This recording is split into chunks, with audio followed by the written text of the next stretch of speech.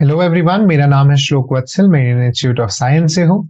आज हम लोग कंटिन्यू कर रहे हैं इक्विलिब्रियम के एक्सरसाइजेस को क्वेश्चन नंबर 17 के आगे से। चलिए शुरू करते हैं। तो जैसा मैंने कहा था, इक्विलिब्रियम एक ऐसा चैप्टर है जिसमें बहुत ज्यादा कैलकुलेशंस रहेंगे आपके पास, स्पेशली जो आयोनिक वाला पार्ट है वहां पर। तो मैं आज कैलकुलेटर यूज करूंगा। और जनरली मैं सजेस्ट करता हूं कि अगर आप प्रैक्टिस कर रहे हैं तो आप कैलकुलेटर लेकर ही करें। एनसीईआरटी वगैरह के क्वेश्चंस काफी लेंदी हो सकते हैं बिना उसके हेल्प के। लेकिन विद टाइम आप कुछ कुछ क्वेश्चंस ट्राई कर सकते हैं बिना कैलकुलेटर के। कुछ स्पेसिफिक ट्रिक्स होते हैं। आप कुछ लॉगरिथमिक वैल्यूज भी याद करके रख सकते हैं। तो इससे आपको हेल्प मिलेगी। सबसे पहले हमें एक मिनट, हमें केपी दिया हुआ है और हमें निकालना है what is the equilibrium concentration of C2H2 when it is placed in a flask and allowed to come to equilibrium. सबसे पहले हमें दिया गया है कि 4 एटीएम से हम लोग शुरू कर रहे थे। तो इसकी जो इनिशियल कॉन्सेंट्रेशन होगी वो 4 एटीएम होगी और ये दोनों की 0 होगी। विथ टाइम इसमें थोड़ा सा प्रेशर डिफरेंस आएगा। हम लोग इसको 4 माइनस पी ले सकते हैं, यहाँ पर पी, यहाँ पर पी। अब हमें पता है अगर हमें केपी दिया हुआ है तो केपी की वैल्यू क्या होगी, यहाँ पर इसका पी इंटू इसका पी बाई 4 माइनस पी। हमें दिया हुआ है केपी का वैल्यू 0.04 है। इसे हमें क्वाड्रेटिक इक्वेशन मिलेगी। P square is equal to 0.16 minus 0.04 P. इस क्वाड्रेटिक इक्वेशन को आप जब सॉल्व करेंगे तो आपको पी की वैल्यू मिलेगी 0.38। अब देखो हमें पूछा है what is the equilibrium concentration of C2H6। C2H6 के लिए हम लोग देख सकते हैं ये 4 माइनस पी है, तो हमें आंसर मिलेगा 4 माइनस 0.38 एटीएम, जिसका वैल्यू आएगा 3.62 एटीएम। ये हमारा आंसर हो जाएगा। नेक्स्ट हम लोग आगे बढ़ते हैं। Ethyl acetate is formed with reaction between ethanol and acetic acid. Equilibrium हमें रिएक्शन दी हुई है। Right the concentration ratio QC for this reaction. अब QC की वैल्यू हमें पता है, एकदम इक्विलिब्रियम कांस्टेंट वाला ही इक्वेशन होता है। बस जिस भी स्टेट पर हम लोग कैलकुलेट करें उस स्टेट की QC कहा जाता है उसे। इसमें हम लोग देख सकते हैं, हम लोग H2O नहीं लेंगे क्योंकि वो एक प्योर लिक्विड है। उसके अलावा हम लोग बाकी सारी चीजों को लिख सकते हैं। लेकिन यहाँ पर हमें एक चीज देखना है, क्वेश्चन में हमें एक चीज लिखी हुई है नोट में, water is not in excess and is not a solvent in this reaction. इसका मतलब है कि हमें H2O की कॉन्सेंट्रेशन भी लेनी पड़ेगी यहाँ पर। उसको लेते हुए हम लोग आगे बढ़ते हैं। जनरली जब रिएक्शंस इस तरह की लिखी जाती हैं तो उसमें H2O सॉल्वेंट होता है और हम लोग जानते हैं कि उसकी मोलारिटी फिक्स रहती है और विथ टाइम चेंज नहीं करती है। अगर वो एक्सेस में है तो उसके रेस्पेक्ट में हम लोग QC या फिर इक्विलिब्रियम कांस्टेंट नहीं लिखते हैं। लेकिन अगर क्वेश्चन में आपको स्पेसिफाइड है तो आपको लिखना पड़ेगा। नीचे हम लोग लिख सकते हैं रिएक्टेंट्स के साइड के चीजों को और यहाँ पर C2H5OH आ गया। ये हमारे QC का ये वैल्यू आ गया। Even starts with 1 mole of acetic acid, 0.18 mole of ethanol. There is 0.171 mole of ethyl acetate in the final equilibrium mixture. Calculate the equilibrium constant. ठीक है, हमें क्या दिया हुआ है? एसिटिक एसिड है हमारे पास 1 मोल, एथेनॉल है हमारे पास 0.18 और ये दोनों जीरो थे इनिशियली। आफ्टर द रिएक्शन हम लोग देखते हैं हमारे पास इथाइल एसीटेट बन रहा है 0.171। अब हम लोग अगर रिएक्शन को देखेंगे तो हमें दिखेगा कि इसके 1 मोल और मतलब रिएक्टेंट, दोनों रिएक्टेंट्स के 1 मोल यूज होकर प्रोडक्ट के 1 मोल बना रहे हैं। इसका मतलब है H2O का भी जो कॉन्सेंट्रेशन होगा वो 0.171 मोलर ही होगा और यहां से हम लोग 0.171 सब्ट्रैक्ट कर सकते हैं तो हमें मिलेगा 180 से अगर आप माइनस करेंगे 0.009 आपको यहाँ पर मिलेगा। और अगर आप 1 से सब्ट्रैक्ट कर रहे हैं 171 को, यहाँ पे आ गया 9, यहाँ से आया 2, यहाँ से आया 8.829, यहाँ पर आपको वैल्यू मिल जाएगी। अब कुछ नहीं, आपको सिर्फ इसे उठाकर आपको बोल दिया गया है इक्विलिब्रियम पर ये कॉन्सेंट्रेशन है, तो इसको उठाकर इसमें डाल दीजिए। इक्विलिब्रियम पर QC की वैल्यू K के बराबर होती है, तो हम लोग इसको यहाँ पे डालते हैं। अगर ये वैल्यूज आप डालेंगे तो आपको मिलेगा 0.171 का square divided by 0.009 divided by 0.829। इसको जब आप कैलकुलेट करते हैं तो आपको 3.92 वैल्यू मिल जाएगी। नेक्स्ट हम लोग देखते हैं, starting with 0.5 mole of ethanol, 1 mole of acetic acid and maintaining it at 293 kelvin, 0.214 of ethyl acetate is found after some time. Has equilibrium been reached? अब आप देखिएगा यहां पर आपको Q की वैल्यू निकालने को कहा गया है। तो हम लोग क्या देख रहे हैं, 0.5 से हम लोग शुरू किए थे इसकी मैं यहाँ पर लिखता हूँ 0.5 पहले रिएक्टेंट की, 1 सेकेंड रिएक्टेंट की, इसको काट दीजिए। हम लोग स्क्रॉल कर लेते हैं। एन में आपको क्या मिल रहा है? एन में आपको मिल रहा है 0.214 इसका, क्योंकि यहाँ पर सारे 1 1 जो स्टाइकियोमेट्रिक रेशियोज हैं सारे 1 है, तो हमें इसका भी 0.214 मिल जाएगा। इससे 500 से आप 214 माइनस कर दो, इधर 6 आया, 9 में से 1 8 गया, ये बचा 0.286, 1 में से माइनस करेंगे तो क्या बनेगा? 0.786। इसको अब आप क्यों निकालना है तो यहाँ पर पुट कर दीजिए, हमें आंसर क्या मिल रहा है एक बार मैं चेक भी कर लेता हूँ। 0.214 का स्क्वायर है, डिवाइड करिएगा 0.286 से, उसको डिवाइड करिएगा 0.786 से, आपको मिल रहा है वैल्यू 0.204। यहाँ पर जो एग्जैक्ट वैल्यू आ रही है वो 0.2037। अब देखो ये जो Q है ये K से छोटा है या फिर अनइक्वल है, हम लोग कह सकते हैं। अगर Q K के बराबर नहीं है तो इक्विलिब्रियम रीच नहीं हुआ है, hence equilibrium has not been reached लिखकर हम लोग आगे बढ़ सकते हैं। नेक्स्ट क्वेश्चन में a sample of pure PCl5 was introduced into evacuated vessel. After equilibrium was attained, concentration of PCl5 was found to be इतना. Is the value of Kc? What are the concentration of PCl3 and Cl2 in the equilibrium? अब हम लोग देखिए evacuated vessel था, यानी शुरू में कुछ भी नहीं था, उसमें हम लोग सिर्फ PCl5 डाले हैं, हेंस इसकी कॉन्सेंट्रेशन कुछ x रही होगी, इन दोनों की 0 रही होगी। कुछ समय बाद हम लोग देख रहे हैं क्योंकि यहाँ पे सारे स्टोइकियोमेट्रिक कोएफिशिएंट्स 1 है, अगर यहाँ से x माइनस सी गया होगा तो इन दोनों की कॉन्सेंट्रेशन C और C बची होगी। अब हमें x माइनस सी की वैल्यू क्या दी हुई है? 0.5 into 10 to the power minus 1, और हमें Kc दिया हुआ है, तो चलो निकालते हैं। Kc की वैल्यू क्या आएगी?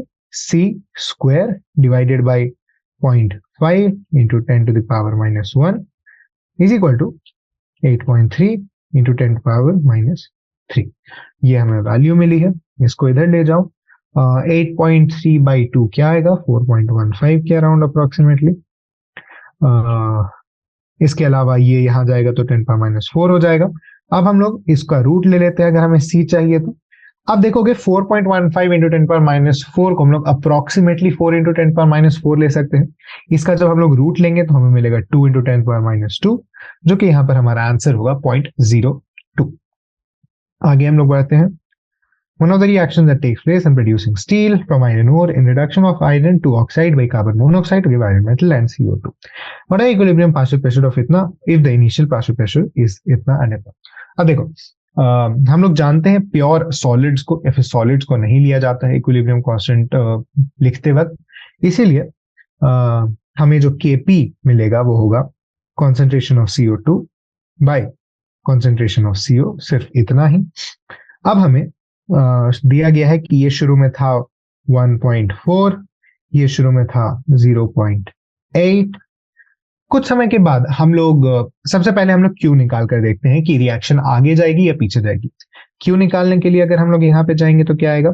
0.8 बाई 1.4 जो कि आता है 0.57। अब देखो हमें Kp की वैल्यू दी हुई है 0.265 और Q उससे बड़ा है, हेंस रिएक्शन बैकवर्ड डायरेक्शन में जाएगी। तो चलो हम लोग लेते हैं यहाँ से माइनस एक्स, यहाँ पे प्लस एक्स, या फिर P ले लो, चलो क्योंकि मैंने यहाँ P लिख दिया है सॉल्यूशन में लिखते वक्त। चलो 0.8 minus P by 1.4 plus P is equal to 0.265। Simple सा लीनियर इक्वेशन है, इसको सॉल्व करोगी तो P की वैल्यू आ रही है 0.339। अब आपसे पूछा क्या है? Equilibrium partial pressure of both CO and CO2। CO के लिए हम जानते हैं 1.4 प्लस P था तो आएगा हमारे पास 1.739। CO2 के लिए हम जानते हैं 0.8 माइनस 339 था तो ये आएगा 0.461। ये हमारी इक्विलिब्रियम पार्शियल प्रेशर्स हो गए, ये CO और ये CO2 के लिए। आगे हम लोग बढ़ते हैं। Equilibrium constant Kc for the reaction is this.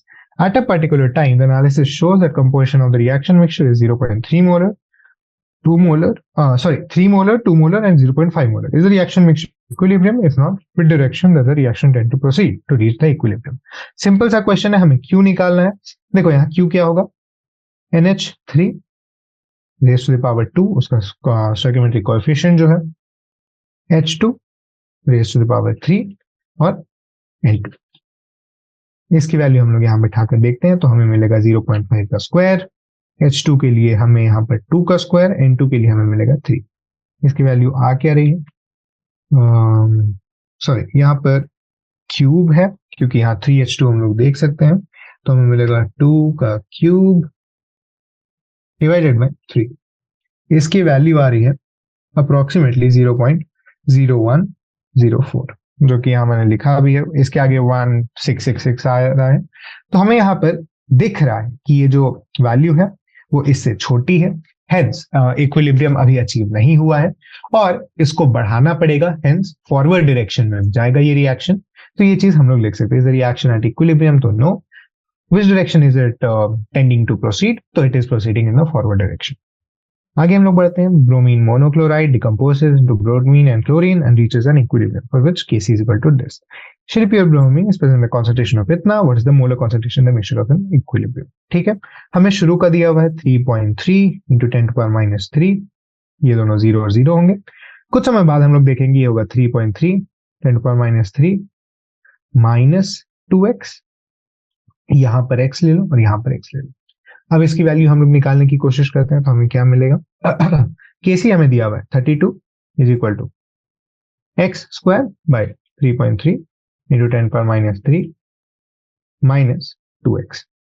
ठीक है, फिर से हमें एक और क्वाड्रेटिक इक्वेशन मिल गई, इसको इस तरफ ले जाओ और जब सॉल्व करोगे तो हमें x की वैल्यू क्या मिल रही है, 1.5 into 10 power minus 3।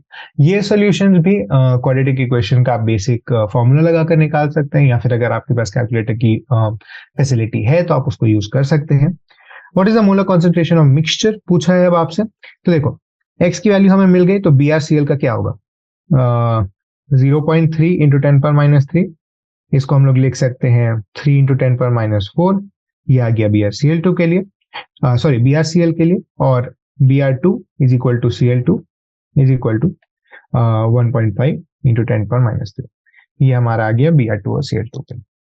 Next question हम लोग बढ़ते हैं। At 1127 Kelvin, 1 atm pressure, the gaseous mixture of C1, CO2 in equilibrium or carbon has this much CO by mass. Calculate Kc for the reaction at the above temperature.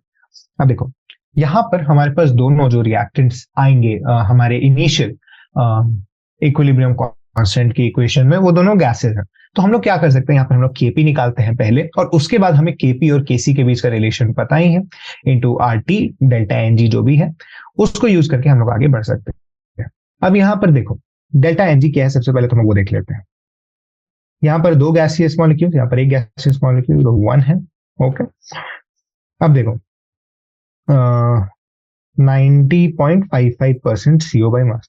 अब हम लोग ले लेते हैं कि 100 ग्राम ऑफ गैसियस मिक्सचर है हम लोग के पास, उसमें से 90.55% यानी 90.55 ग्राम्स CO होगा बाई मास, और बाकी का जो बच गया 9.45 ग्राम्स CO2 होगा। इसको हम लोग मोल्स में कन्वर्ट कर लेते हैं। मोल्स में कन्वर्ट करने का क्या कारण है कि अगर हमें Kp निकालना है तो हमें दोनों के बीच का रेशियो चाहिए, जो कि रेशियो हमें पता है टोटल प्रेशर 1 atm है, और पार्शियल प्रेशर का जो रेशियो होता है वो हमने शुरू में गैसियस लॉ में ही, गैसियस स्टेट में ही पढ़ा है कि जो पार्शियल प्रेशर का रेशियो होता है वो उसके मोलर रेशियो के बराबर होता है। तो ये चीज हम लोग लिख सकते हैं। CO का मोलर मास कितना होता है, 12 और 16 28। CO2 का क्या होगा, 12 प्लस 32 44। अब हम लोग निकाल सकते हैं 90.55 बाई 28, ये आता है 3.23 के बराबर, और 9.45 बाई 44 ये आता है 0.21 के बराबर। ओके, हमें ये मिल गया है। अब हम लोग Kp निकाल सकते हैं। एक और चीज यहां पर हमें ये देखना होगा कि सबसे पहले हम लोग पार्शियल प्रेशर का रेशियो निकाल लें। तो देखो 3.23 बाय 0.21 के रेशियो में डिवाइडेड होगा जो पार्शियल प्रेशर होगा, तो हम लिख सकते हैं 3.23x plus 0.21x is equal to 1। हमें यहां से x की वैल्यू क्या मिलेगी देख लेते हैं पहले। टोटल आ रहा है 3.23 प्लस 0.21 की वैल्यू आती है 3.44, 1/3.44 इंटू 3.23, ये हमें मिल गया सीओ का पार्शियल प्रेशर। सीओ का पार्शियल प्रेशर है 0.94 और CO2 का पार्शियल प्रेशर जो भी रेस्ट होगा 0.06। केपी की वैल्यू क्या आएगी, 0.94 का होल स्क्वायर ले लो, नीचे 0.06 ले लो, यही यहां से हमें केपी की वैल्यू दिख रही है, CO स्क्वायर बाय CO2। हाँ देख सकते हैं आप लोग, एक टू ऊपर है एक टू नीचे है, तो मजेदार चीज। 94 का स्क्वायर बाय 0.06, इसकी वैल्यू अप्रोक्सीमेटली 14.19 आती है। थोड़ा ज्यादा डेसिमल प्लेसेस आप ले लोगे तो आपको ज्यादा एक्यूरेट वैल्यू मिल जाएगी। अब देखो हमें इसको RT से मल्टीप्लाई करना होगा टू गेट KC का वैल्यू। तो हम लोग देख सकते हैं टेम्परेचर है यहाँ पर 1127 केल्विन और R की वैल्यू हम लोग ले लेते हैं। तो हमें सॉरी RT से हमें डिवाइड करना होगा। हम जानते हैं KC into RT to the power delta NG जो आता है वो हमारे KP के बराबर होता है। यहाँ पर KP आया है 14.19, RT डेल्टा NG यहाँ 1 था, RT को हम लोग इसके डिनोमिनेटर में लाकर देखते हैं तो हमें मिलेगा 0.154 इसका आंसर। ठीक है, हम लोग आगे बढ़ सकते हैं नेक्स्ट क्वेश्चन की तरफ। मैं एक बार कैलकुलेशंस चेक कर ले रहा हूँ। ठीक, नेक्स्ट क्वेश्चन है calculate delta G and equilibrium constant for the formation of NO2 from NO and NO। अब देखो डेल्टा G नॉट की वैल्यू हमें पता है RT ln KC के बराबर होती है। इसको हम लोग अगर लॉग के टर्म्स में लिखना चाहें तो 2.303 RT log 10 KC भी लिख सकते हैं। देखो आपको समझना होगा हम लोग लॉग में क्यों कन्वर्ट करते हैं, लॉग या बेस 10 में क्यों कन्वर्ट करते हैं। जनरली जो आपको लॉग टेबल्स दिए रहते हैं एग्जाम में वो बेस 10 वाले ही होते हैं, लेकिन अगर आपके पास कैलकुलेटर है तो कोई फर्क नहीं पड़ रहा है कि आप एलएन में कैलकुलेट करें या लॉग में कैलकुलेट करें, आपको इक्वल ही कैलकुलेशंस करनी होती है। ठीक है, नेक्स्ट है डेल्टा G कैसे निकालेंगे हम लोग। NO2 का क्या है 52, NO का क्या है 87, O2 का तो 0 है, तो हमें मिल जाएगा यहां से -35 किलो जूल पर मोल। हमें मिल गया यहाँ पर डेल्टा G का वैल्यू। अब देखो इक्विलिब्रियम कांस्टेंट निकालना है हमें। 35 kilo joule is equal to 2.303, 8.314, 298 log 10 कैसे। अब देखो हम लोग डिवाइड कर देते हैं 35,000 को 2.303 से, 8.314 से और 298, हमें इसकी वैल्यू मिलती है 6.13। अब हम लोग जब लिखते हैं log 10 KC is equal to 6.134, अब हम लोग 10 टू द पावर इस तरफ लेकर आएंगे अगर इसको, तो हमें क्या मिलेगा देख लेते हैं। 10 टू द पावर ये, तो हमें मिलता है 1.3616 इंटू 10 टू पावर 6, जो कि आप इस वैल्यू के बराबर देख सकते हैं। हम लोग आगे बढ़ते हैं next question. Next, as the number of moles of reaction products increase, decrease, or remain same when each of the following equilibria subject decrease in pressure by increasing in volume। आपसे पूछा है रिएक्शन प्रोडक्ट्स के बारे में। अब देखो pressure जब हम लोग डिक्रीज करते हैं तो रिएक्शन उस तरफ बढ़ना चाहती है जहां पर नंबर ऑफ गैस मॉलिक्यूल्स ज्यादा होते हैं। ये चीज हम लोग ले चार्टलियर प्रिंसिपल से देखे हैं। तो देखो यहां पर गैस मॉलिक्यूल ज्यादा है, हेंस प्रोडक्ट की तरफ बढ़ेगा। यहां पर गैस मॉलिक्यूल ज्यादा है, हेंस रिएक्टेंट की तरफ बढ़ेगा। और यहां पर number of gas molecules equal है तो वहीं पर रह जाएगा। पहले वाले केस में इंक्रीज हो रहा है प्रोडक्ट, दूसरे वाले केस में डिक्रीज हो रहा है और तीसरे वाले केस में रिमेन द सेम है। ठीक है, next question, which of the following reaction will get affected by increasing pressure, also mention whether change cause reaction to go forward or backward। अब देखो पिछले वाले में डिक्रीज हो रहा था प्रेशर तो मोर नंबर ऑफ गैस मॉलिक्यूल्स की तरफ बढ़ रहा था, इस बार इंक्रीज हो रहा है तो less number of gas molecules की तरफ बढ़ेगा। अगेन ले चार्टलियर प्रिंसिपल है, यहां पर इस तरफ जाएगा, यहां पर 3 है, यहां इस तरफ भी 3 है तो इक्वल रहेगा। यहां पर देखें अगर तो 1 है, यहां पर 2 है, हेंस फिर से पीछे की तरफ, क्योंकि यहाँ पर इंक्रीज हो रहा है, यहाँ पर 2 है, यहाँ पर सॉरी 3 है, यहाँ 1 है, आगे की तरफ यहाँ पर 1 है, यहाँ 0 है, पीछे की तरफ 9 है, इधर 10 है, इधर फिर से पीछे की तरफ। तो कैसे अफेक्ट होगा ये चीज हम लोग देख सकते हैं, except for the second reaction जिसमें number of gas molecule same थे, बाकी सारे में इफेक्ट आएगा, और किस डायरेक्शन में होगा ये भी मैंने यहाँ पर इंडिकेट कर दिया है। नेक्स्ट क्वेश्चन में equilibrium constant for the following reaction is 1.6 10 power 5. Find the equilibrium pressure of all gases if 10 bar H is introduced into a sealed container 1024 Kelvin. Okay, हमें मिला HBr शुरू में। तो जनरली हम लोग क्या देखते थे कि हमें रिएक्टेंट इंट्रोड्यूस किया जाता था और हमें प्रोडक्ट निकालना होता। यहाँ पर हम लोग देख रहे हैं प्रोडक्ट इंट्रोड्यूस किया गया, रिएक्टेंट्स निकालने हैं, लेकिन इसको इस तरह से सोचो कि अगर एक इक्विलिब्रियम है तो यहाँ पर आगे और पीछे दोनों रिएक्शंस हो रहे हैं। इसको करने का बेसिकली 2 तरीका है। सबसे पहला कि आप रिएक्शन को ही पलट दो, अब आप दे दो कि HBr से H2 और Br2 बन रहा है। उसमें क्या करना होगा आपको कि जो आपको ये इक्विलिब्रियम कांस्टेंट की वैल्यू है उसका रेसिप्रोकल लेना पड़ेगा सही आंसर निकालने के लिए। या फिर सेकेंड चीज आप क्या कर सकते हैं, हम जानते हैं कि अगर हम लोग सिर्फ प्रोडक्ट इंट्रोड्यूस किए इक्विलिब्रियम में तो वो रिएक्टेंट साइड पर जाएगा। हम लोग मान लेते हैं शुरू में 0 0 था उधर, तो इधर 10 - p हो गया और इधर p हो गया इक्विलिब्रियम पे। अब हम लोग लिखते हैं इसका रिएक्टेंट, इसका इक्वेशन और equilibrium constant 1.6 10 power 5 is equal to p square by, sorry ऊपर देखो 10 - p square by p square. Okay, ये हम लोग लिख सकते हैं नॉर्मल रिएक्शन का जैसे हम लोग लिखते थे, बस यहाँ पर आपको देखना है कि 10 - p रहेगा ऊपर क्योंकि वही प्रोडक्ट की कॉन्सेंट्रेशन है। ठीक है, 10 - p square by 10 by p square, ये आपके इसके बराबर आएगा।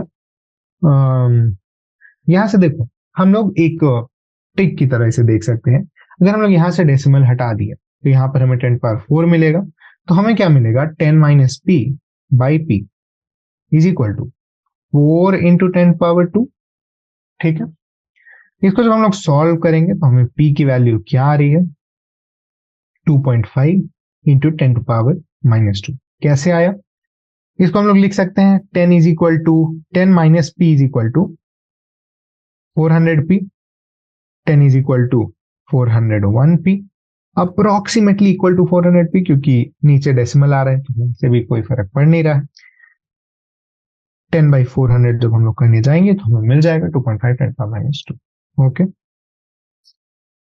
नेक्स्ट क्वेश्चन है dihydrogen gas is obtained from natural gas by partial oxidation with steam as per the following reaction. Write the expression for Kp. Kp की value हमें पता है, प्रोडक्ट पहले लिखो H2 का क्यूब CO CH4 और H2O, सारे यहाँ पर गैसियस है इसीलिए सारे इक्वेशन में इंक्लूड होंगे। How will the value of Kp and composition of equilibrium mixture be affected by increasing the pressure? अब देखो Kp only depends on temperature, इसके अलावा कोई भी चीज चेंज हो जाए Kp नहीं बदलेगा। हेंस देखो इंक्रीजिंग द प्रेशर अगर हम लोग कर रहे हैं, प्रेशर बढ़ाने पे जैसा मैंने कहा था जहां कम गैसियस मॉलिक्यूल्स होंगे उस तरफ जाएगी रिएक्शन, यहां पर 4 है यहां पर 2 है तो पीछे की तरफ जा रही है रिएक्शन, लेकिन Kp की वैल्यू कांस्टेंट रहेगी। नेक्स्ट क्या है, इंक्रीजिंग द टेम्परेचर। अब एंडोथर्मिक रिएक्शन है, एंडोथर्मिक रिएक्शन में अगर हम लोग टेम्परेचर इंक्रीज करते हैं तो Kp इंक्रीज होता है, hence Kp will increase and reaction goes in the forward direction. अगला है using a catalyst. Catalyst equilibrium पर कोई इफेक्ट नहीं डालता, catalyst only changes the rate of the reaction, not the concentration of reactants and products at equilibrium. ऐसा क्यों होता है, catalyst only provides a different pathway but does not affect how the composition is. ये चीज ध्यान में रखते हुए हम लोग देखेंगे कैटलिस्ट के यूज से ना Kp बदलेगा ना ही इक्विलिब्रियम का कोई भी concentration. Next, describe the effect of addition of H2, addition of CH3OH, removal of CO, removal of CH3OH. Addition of H2. अब देखो रिएक्टेंट बढ़ा रहे हैं तो रिएक्शन आगे बढ़ेगा, एडिशन ऑफ CH3OH प्रोडक्ट बढ़ा रहे हैं तो रिएक्शन पीछे जाएगा, removal of CO product reactant कम कर रहे हैं तो भी रिएक्शन पीछे जाएगा, रिमूवल ऑफ CH3OH प्रोडक्ट कम कर रहे हैं तो रिएक्शन आगे जाएगा। ये आपका ऑर्डर आ गया चारों के कारण। Next, 473 equilibrium constant Kc for decomposition of phosphorus pentachloride is इतना the decomposition is depicted as this. Write the expression for Kc. Kc हम लोग जानते हैं क्या होगा, ऊपर आएगा PCl3 Cl2 और PCl5। ये आपकी केसी की वैल्यू आ गई। रिवर्स रिएक्शन के लिए क्या होगा, जैसा मैंने कहा था, अगर आपके फॉरवर्ड डायरेक्शन में कुछ केसी आ रहा है तो अगर आपको उसका रिवर्स करना है तो आपको केसी का रेसिप्रोकल ले लेना होगा। तो केसी डैश लिख सकते हैं हम लोग रिवर्स रिएक्शन को, वो आएगा 1/KC यानी 1/8.3, ऊपर आ गया 10⁻3। ये अप्रोक्सीमेटली कितना आएगा देख लेते हैं, 10/8.3 कितना होता है, ये आ गया 1.205 into 10⁻2। What would be the effect of Kc if more PCl5 is added? जैसा मैंने कहा था, Kc का टेम्परेचर के अलावा और किसी पर डिपेंडेंस नहीं रहता। हेंस मोर PCl5 ऐड करे कोई फर्क नहीं पड़ रहा, प्रेशर इंक्रीज करे कोई फर्क नहीं पड़ रहा। Now temperature is increased. यहां पर देखो ये एक एंडोथर्मिक रिएक्शन है क्योंकि इसका डेल्टा H पॉजिटिव है। Hence on increasing the temperature इसका Kc भी बढ़ेगा और Kc बढ़ने के कारण अगर आप पूरे इक्विलिब्रियम पर देखें तो वो फॉरवर्ड डायरेक्शन में मूव कर जाएगा। आगे बढ़ते हैं हम लोग। Predict which of the following reaction will have appreciable concentration of reactants and products. यहां पर Kc देखो काफी छोटा है, नेग्लिजिबली स्मॉल, हेंस इसमें सिर्फ रिएक्टेंट रहेगा। नेक्स्ट में Kc काफी बड़ा है, हेंस यहां पर मोस्टली प्रोडक्ट रहेगा। नेक्स्ट वाले में Kc बीच का एक वैल्यू है, क्वाइट क्लोज टू 2, एक नेचुरल नंबर, हेंस यहां पर दोनों के अप्रिशिएबल कॉन्सेंट्रेशंस रहने वाले। Okay, value of Kc for the reaction is this. If the equilibrium concentration of O2 in air is this, what is the concentration of O3? Okay, हम यहाँ पर Kc दिया हुआ है। अब आ जाओ, Kc की वैल्यू होगी क्या, O3 square by O2 cube. ये हमें दिया हुआ है 2 into 10⁻⁻50 के बराबर। अब देखो O3 स्क्वायर बाई 1.6 10⁻⁻2 का whole cube is equal to 2 into 10⁻⁻50। O3 square आ गया, देखो 2 into 10⁻⁻50 इंटू 1.6 का क्यूब इंटू 10⁻⁻6, इसकी टोटल वैल्यू आई 8.192 इंटू 10⁻⁻56। अब इसका हम लोग स्क्वायर रूट ले लेते हैं तो हमें मिलेगा 2.862 इंटू 10⁻⁻28। यही वैल्यू जो आपको दी हुई है उसी के बराबर हमारा आंसर आ रहा है। सिंपल सा क्वेश्चन था, आपको Kc डालकर वैल्यू निकाल देंगे। आगे बढ़ते हैं। Reaction is this is at equilibrium in a 1 liter flask. It also contains CO, H2 and H2O and an unknown amount of CH4 in the flask. Determine concentration of CH4 in the mixture. अब देखो हमें Kc की value क्या आएगी यहाँ पर, H2O CH4 नीचे CO और H2 का क्यूब। अब Kc हमें दिया हुआ है 3.9, इस तरफ H2 की कॉन्सेंट्रेशन क्या दी हुई है, देखो 0.02। CH4 की कॉन्सेंट्रेशन क्या दी हुई है, हमें निकालना है, X ले लेते हैं। CO की कॉन्सेंट्रेशन दी हुई है 0.3, H2 की कॉन्सेंट्रेशन दी हुई है 0.1, इसका होल क्यूब। अब देखो X क्या आएगा 3.9, इसको इस तरफ ले जाओ 3.9 इंटू 0.3 इंटू 0.1 का होल क्यूब डिवाइडेड बाय 0.02। इसकी वैल्यू हमें मिल रही है 0.0585 या फिर 5.85 इंटू 10⁻⁻2। ये हमारा आंसर आ गया यहाँ पर। सिंपल सा क्वेश्चन। अगेन Kc का जो इक्वेशन है उसमें बैठा दो सारी वैल्यूज को, एक वेरिएबल है उसकी वैल्यू आपको मिल जाएगी। What is meant by conjugate acid base pair? Find the conjugate acid base for the following species. Conjugate acid base pair कुछ नहीं है, एक H+ निकाल दो, एक H+ दे दो, उसके बेसिस पर हम लोग बना सकते हैं। अब देखो conjugate acid और base निकालना है for the following species. इसका अगर conjugate base निकालने जाएंगे तो हमें मिलेगा NO2 माइनस, CN के लिए हमें conjugate acid मिलेगा HCN, HClO4 के लिए conjugate base मिलेगा ClO4 माइनस, F माइनस के लिए HF, OH माइनस के लिए H2O, CO3 माइनस के लिए H, CO3 माइनस, H2 के लिए HS minus.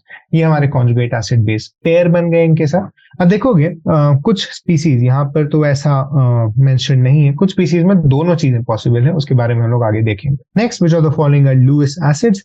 Lewis acids lone pair accept करने की टेंडेंसी रखते हैं। कौन कौन यहाँ पर एक्सेप्ट कर सकता है? देखो, BF3 ये इलेक्ट्रॉन डिफिशिएंट है, H प्लस, NH4 प्लस, ये तीनों लोन पेयर एक्सेप्ट कर सकते हैं। H2O लुईस बेस का काम करता है, इसके पास दो लोन पेयर से डोनेट करने के लिए। Next, what will be the conjugate basis for the bonded acid? Conjugate basis बनाने के लिए जैसा मैंने कहा, एक H प्लस निकाल दो, F माइनस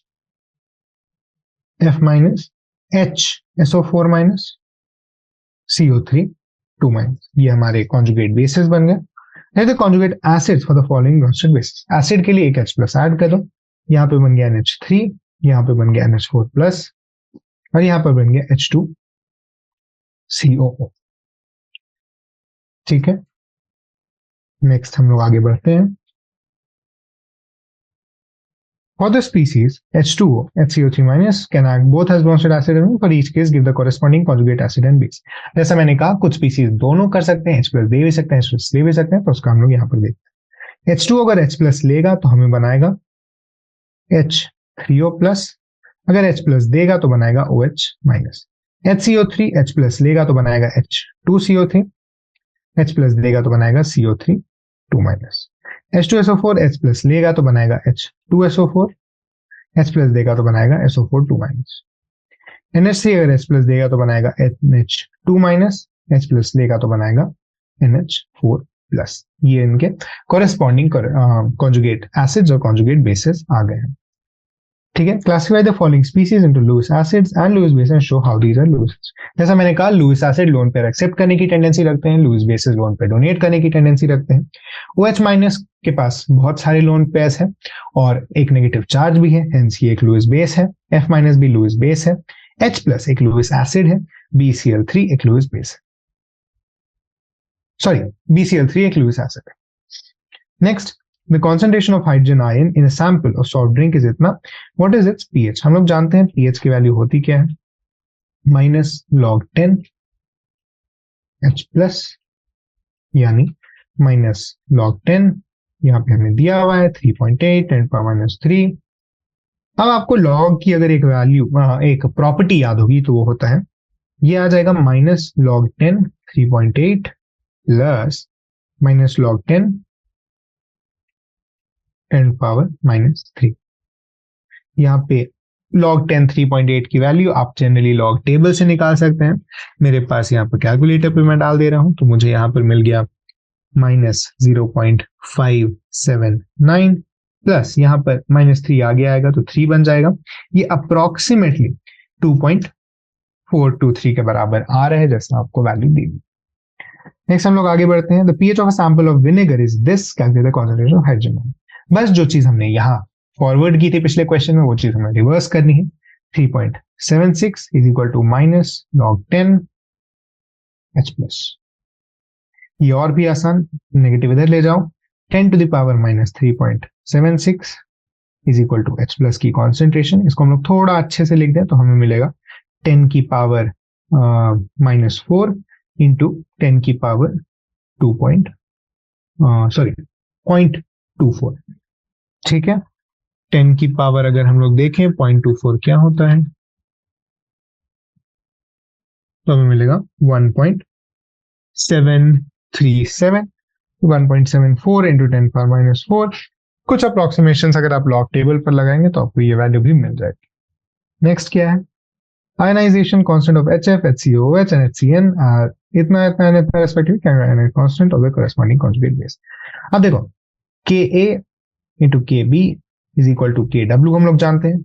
अगर हमें टेम्परेचर यहाँ पे 298 केल्विन दिया गया है तो KW की वैल्यू 10⁻⁻14 जानते हैं। यहाँ पर हम लोग कॉन्जुगेट एसिड्स की आयनाइजेशन कांस्टेंट हमें दिया हुआ है, तो Ka की वैल्यू हमें पता है, इसको हम लोग यहाँ पुट करेंगे। Kb की वैल्यू हमें कैसे मिलेगी, Kb इज इक्वल टू 10⁻14 यहाँ पर बैठाते जाओ, नीचे अगर 6.8 10⁻⁴ आएगा तो हमें मिलेगा 1.47 10⁻11, नीचे अगर ये आएगा तो हमें मिलेगा ये, और नीचे अगर ये आएगा तो हमें ये वैल्यू मिल जाएगी।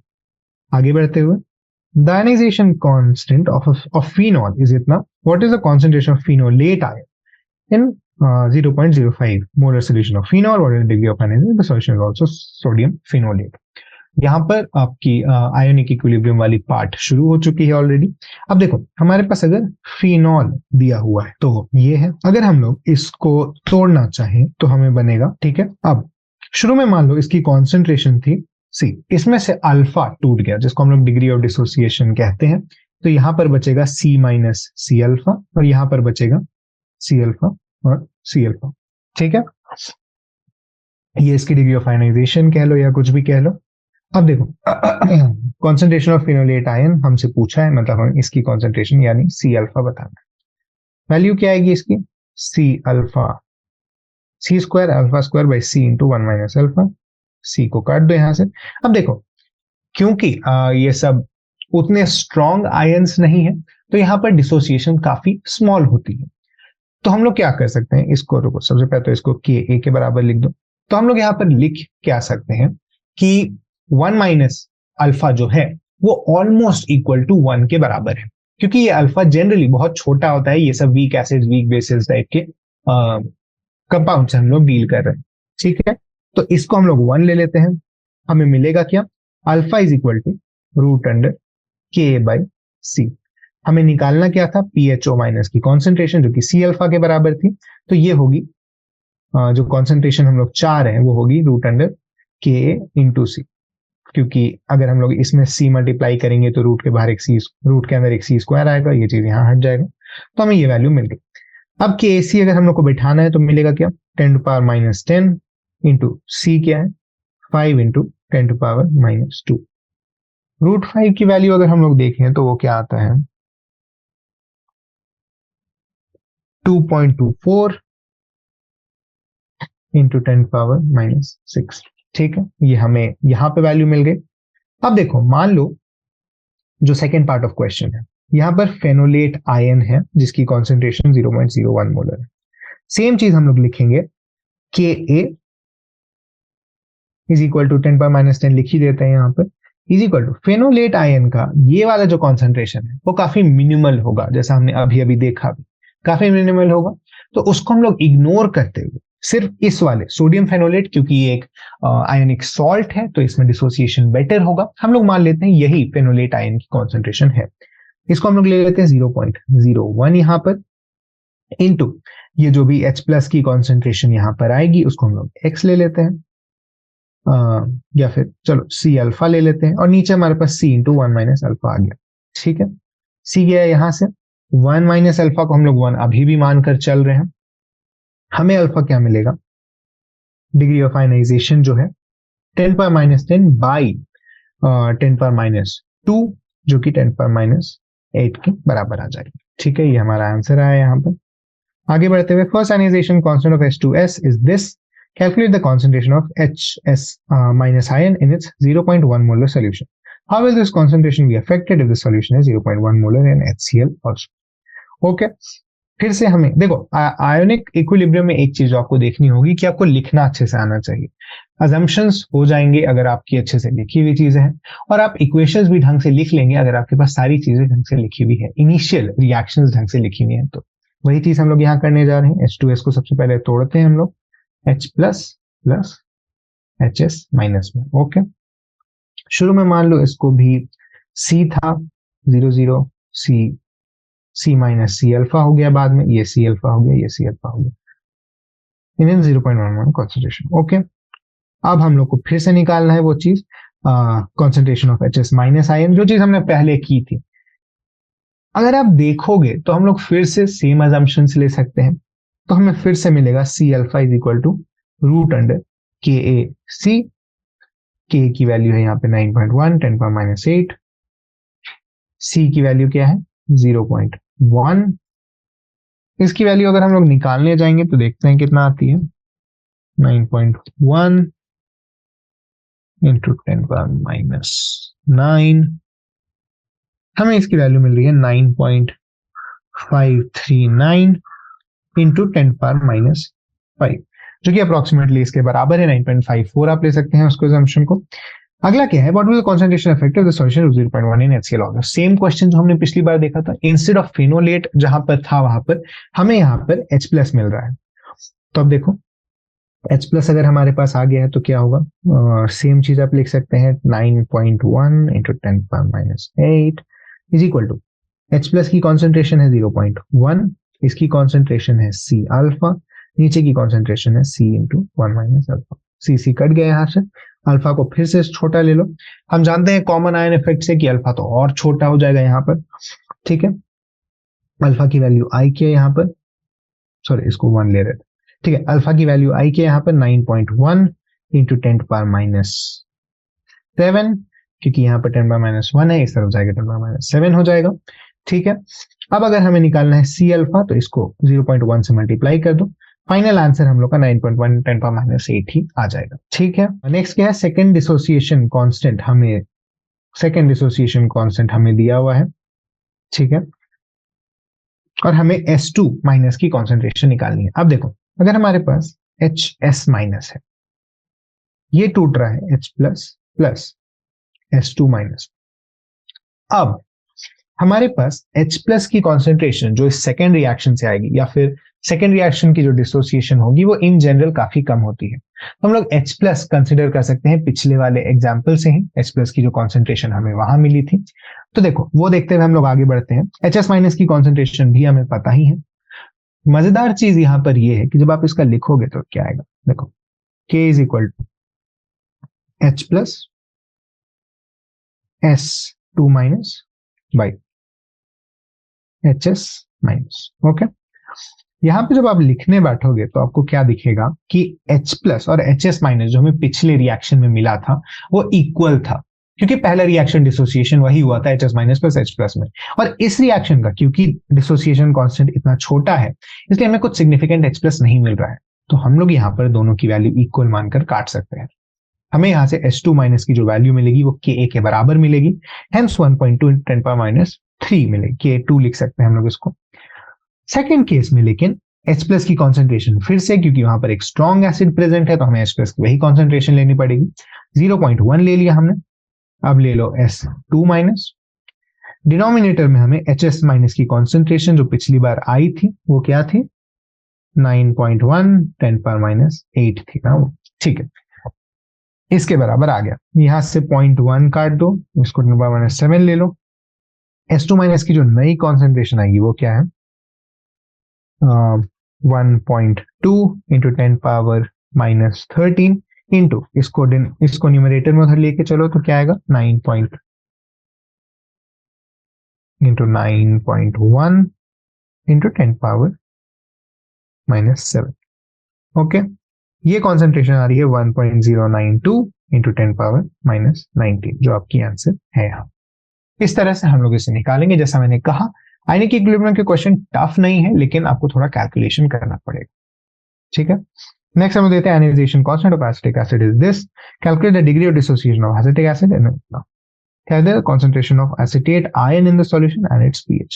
सेम क्वेश्चन है ऑलमोस्ट, अगर अभी भी आप देखोगे तो डिग्री ऑफ डिसोसिएशन अगर हमें निकालना है तो हमने अभी देखा था कुछ देर पहले, ये Ka/C के बराबर आ रहा था। एक बार कैलकुलेट कर लेते हैं, 1.74 10⁻⁵ डिवाइडेड बाई 0.05 क्या आता है, ये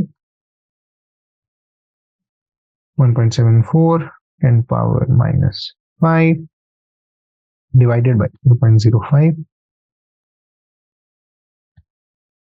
ये आ रहा है हमारे पास 0.019 के बराबर, ओके। हमें ये मिल गया degree of dissociation. Calculate the concentration of acetate ion. Acetate ion की कॉन्सेंट्रेशन C अल्फा होगी। C क्या है यहाँ पर 0.05 इंटू 0.019 ले लो, ये किसके बराबर आ रहा है 9.33 10⁻⁻4 आ गया यहाँ पर, एंड इट्स pH। H+ की कॉन्सेंट्रेशन भी सेम एसिटेट आयन के बराबर ही होगी। H+ pH निकाल देते हैं हम लोग इसका, माइनस लॉग 9.33 इंटू 10⁻⁴, ये क्या आएगा 4 माइनस लॉग 9.33, अप्रोक्सीमेटली कितना आ रहा है हम लोग देख लेते हैं, 9.33, ठीक है। ये 0.97 आ रहा है, इसको अगर हम लोग 4 से माइनस कर दे तो हमें मिलेगा 3.9 0.03, इसका अप्रोक्सीमेट पीएच ये होगा। आगे हम लोग बढ़ते हैं। It has been found that pH of this solution of organic acid is this, calculate the concentration of anion, ionization constant in acid ions pK. Same जैसे हम लोग आगे चल रहे थे पिछले क्वेश्चन में, हम लोग अब पीछे जाएंगे। तो देखो पीएच ही आ गया, हमें H प्लस की कॉन्सेंट्रेशन निकालनी है। 4.15 is equal to minus log 10 H plus, ठीक है। H प्लस की वैल्यू क्या निकल गई यहाँ पे, 10 to the power minus 4.15 is equal to क्या आएगा ये देखते हैं, माइनस 4.15 हमें मिल रहा है 7.08 इंटू 10 पावर माइनस 5। ओके, ये आपकी कॉन्सेंट्रेशन ऑफ अनायन के भी बराबर आएगी, क्योंकि एक वीक एसिड है, हम लोग मान के चल रहे हैं एक प्रोटॉन दे रहा होगा, ठीक है। 7.08 10 पावर माइनस 5 इसकी ये आ गई। आयोनाइजेशन कांस्टेंट अब क्या होगा, हमारे पास 0.01 मोलर दिया हुआ था, तो देखो alpha into 0.01 molar is equal to 7.08 10 power minus 5। Alpha क्या है यहाँ पे, 7.08 into 10 to the power minus 3 and its pKa। अब देखो ionization constant of the acid पूछ, ओ सॉरी आपसे आयनाइजेशन का कांस्टेंट पूछा है Ka, यानी आपको यहाँ पर निकालना होगा। अब देखो Ka हम लोग जानते हैं किसके बराबर होता है, C अल्फा स्क्वायर, क्योंकि नीचे वाला जो C इंटू 1 माइनस अल्फा होता था, यहाँ से C कट जाता है, अल्फा को हम लोग छोटा मानकर जनरली आगे बढ़ जाते हैं। तो यहाँ पर Ka की वैल्यू C अल्फा स्क्वायर के बराबर आएगी। C होगा 0.01, alpha square 7.08, 10 to power minus 3 का होल स्क्वायर ले लो, आएगा क्या ये 0.01 इंटू 7.08 का स्क्वायर इंटू 10 पावर माइनस 6, ये कितना आ रहा है 5.01 into 10 power minus 7, 5.01 into 10 to the power minus 7। Okay, ये आपकी वैल्यू आ गई। अब आपको pKa निकालना है। pKa के लिए फिर से क्या होगा, हम जानते हैं pKa क्या होता है, माइनस लॉग Ka, यानी यहां पर अगर आप देखेंगे तो 7 माइनस लॉग 5.01 आपको निकालना होगा। ये क्या आएगा, देखो लॉग 5.01 की वैल्यू आती है 0.699, इसको अगर हम लोग माइनस कर दें 7 से हम लोग माइनस कर देते हैं, तो हमारी आंसर आएगी 6.3। ये आपका pKa आ गया, ठीक है। Next question, assuming complete dissociation calculate pH of the following solution, ठीक है। 3 इंटू 10 पावर माइनस 3 है इसका H प्लस का कॉन्सेंट्रेशन, तो आएगा ये 3 minus log 3 log 3 is 2.523। Okay, NaOH के लिए आपको यहाँ OH माइनस की कॉन्सेंट्रेशन है दी हुई 5 इंटू 10 पावर माइनस 3, तो सबसे पहले POH आएगा आपका 3 माइनस लॉग 5, pH आएगा आपका 14 माइनस 3 प्लस लॉग 5, यानी 11 प्लस लॉग 5 जो कि 11.699 के बराबर आएगा। यहाँ पे HBr है, तो फिर से आप, क्योंकि इन्होंने कंप्लीट डिसोसिएशन मानने को कहा है, तो आप वही माने, -3 मान लो, ठीक है। तो ये आ गया 3 माइनस लॉग 2, यानी 3 माइनस 0.301 के अप्रोक्सीमेट, तो 2.699 ले लो यहाँ पर। फिर से सेम चीज 14 माइनस 2.699 ले लो, तो ये क्या आएगा, 9 एक और है यहाँ पे, ये क्या आएगा देख लेते हैं, 11.301 के बराबर। तो ये आपकी चारों वैल्यूज आ गई। सीधी सी बात है, आपको अगर H प्लस की कॉन्सेंट्रेशन दी हुई है तो आपको कोई दिक्कत नहीं होनी चाहिए pH निकालते वक्त। नेक्स्ट क्या है, calculate the pH of the following solutions. यहाँ पर मैंने मास लिख कर रखा हुआ है, क्योंकि जनरली आपको दी रहती है एग्जाम्स में। यहाँ पर एनसीईआरटी के एक्सरसाइजेस में आपको अज्यूम कर लिया जाता है कि आपके पास पीरियोडिक टेबल होगा, जहां से आप रेफर कर सकते हैं। वैसे बहुत ज्यादा दिक्कत भी नहीं है। टीएल की 204 होती है जहां तक मुझे याद है, ऑक्सीजन की 16, H प्लस H की तो आपको पता ही है 1 है, CaOH होल ट्वाइस में भी 40 यहाँ और 17 यहाँ, NaOH में 23 यहाँ, 17 यहाँ, ठीक है। अब देखो TLOH dissolved in 2 liters of the solution, number of moles क्या है 2/221, मोलारिटी क्या है डिवाइडेड बाई 2, तो 1/221 इसकी मोलारिटी है, जो कि OH माइनस की कॉन्सेंट्रेशन भी होगी। हम लोग यहाँ मान के चल रहे हैं फुल डिसोसिएशन हो रहा है, ठीक है। अब हमें POH मिल जाएगा उसका। 1/221 की वैल्यू क्या होती है? 4.52 इंटू 10⁻³ इसका अगर हम लोग अब लॉग ले लेते हैं तो हमें आंसर मिल रहा है 2.344। 2.344 ये हमारा POH है, याद रखना। अगर हमें pH निकालना है तो हमें मिलेगा, ठीक है, pH था 2.344, pH अगर हम लोग निकाल रहे हैं तो हमें मिलेगा 11.6556। ओके, ये हमारा आंसर है। नेक्स्ट क्या है? Dissolved in water COH whole twice, तो हमें मिला 0.3 डिवाइडेड बाय इसका मास है 74। 500 ml ऑफ वाटर है तो इसकी मोलारिटी इंटू 2 हो जाएगी। इसके साथ ही इसके हर मोल में 2 OH माइनस निकल रहा है, तो यहाँ इंटू 2 हो जाएगा OH माइनस का कॉन्सेंट्रेशन अगर हम लोग देखेंगे तो। अब देखो इसकी POH क्या आएगी? 0.3 इंटू 4 डिवाइडेड बाई 74। ये हमारा कॉन्सेंट्रेशन आया है। लॉग ऑफ दिस इज 1.79 और इसका pH आ जाएगा 12.21, ठीक है। NaOH डिसॉल्व किए हैं 200 ml ऑफ वाटर में, तो फिर से यहाँ पे देख लो 0.3 नीचे 40, 200 ml है तो इंटू 5 इसकी molarity, number of moles of OH minus 1 ही निकल रहा है इससे, ठीक है। ये हमारा कॉन्सेंट्रेशन ऑफ ये आया, इसका POH आ जाएगा। फिर से वही सेम कैलकुलेशन है, अगर minus log 0.3 into 5 divided by 40, ठीक है, हमें आया 1.42। इसका POH 425 है, तो हम लिख सकते हैं इसका pH आ जाएगा 14 माइनस दिस, जो कि अप्रोक्सीमेटली है 12.574 के बराबर, 12.574। ओके, ये हमारा आंसर है यहाँ पर। 1 ml of 13.6 MHCl diluted to give 1 litre of solution. अब देखो 13.6 मोलर था, 13.6 बाई 1000 हो जाएगा, क्योंकि हम लोग सिर्फ 1 मोलर मिलाए हैं। ये हमारी pH की वैल्यू देगा सीधे सीधे, कंप्लीट डिसोसिएशन मान लेते हैं क्योंकि यहाँ HCl है, ठीक है। तो minus log of 13.6 divided by 1000, ये हमारा डायरेक्टली pH आ रहा है 1.366।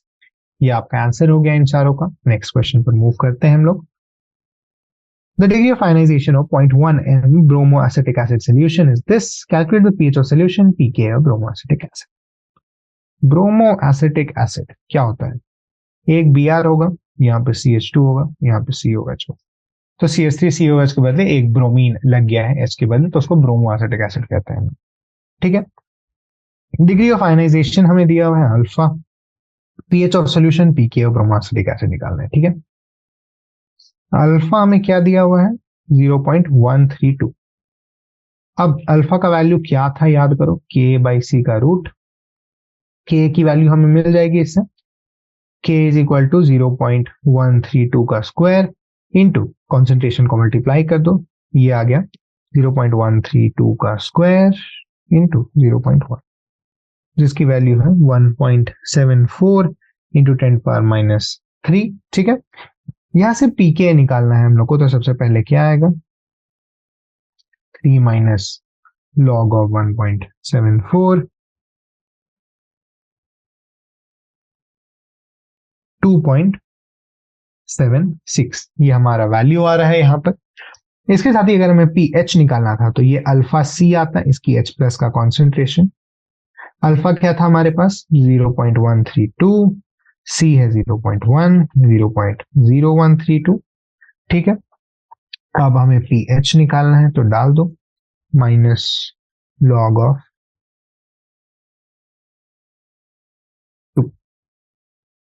0.132। ओके, इसकी वैल्यू हमें मिल जाती 1.88, जो कि इसका pH है। आगे बढ़ते हैं। The pH of 0.005 codeine solution is 9.95। Calculate this ionization constant and pKb. तो कोडीन बेसिकली बेस है, इसीलिए आपको पीकेबी निकालने के लिए कहा गया है, देख लो। और 9.95 का पीएच भी है इसमें। 9.95 का अगर पीएच है तो पीओएच क्या होगा देख लेते हैं हम लोग। 4.05 ये इसका पीओएच है। Concentration of OH minus 10 to power minus 4.05 के बराबर है। The pH of 0.5 of this is इतना क्या get ionization constant. Ionization constant होगा क्या, देखो सबसे पहले हमें मिल रहा है K is equal to alpha is equal to K a by, sorry okay, हमें यहाँ पर OH माइनस का कॉन्सेंट्रेशन मिल गया है, ठीक है।